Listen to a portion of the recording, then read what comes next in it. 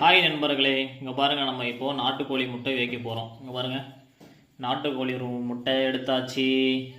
இப்போ நம்ம என்ன பண்ண போகிறோம், அடுப்பு பற்ற வைக்க போகிறோம். பாருங்கள், இப்போது அடுப்பு பற்ற வச்சுக்கலாம். தண்ணி தூக்கி வச்சுக்கலாங்க. தண்ணி தூக்கி வச்சுட்டு முட்டை இதில் போட்டுடலாம்.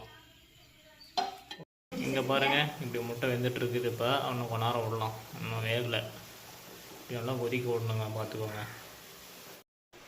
இங்கே பாருங்கள், இப்போ முட்டை வெந்துருச்சு. இப்போ அடுப்பை ஆஃப் பண்ணிக்கலாம்.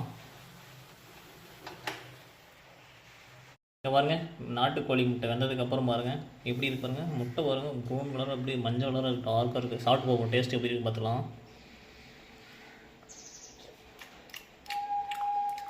செம்ம டேஸ்ட்டுங்க, வேறு லெவலாக இருக்குது.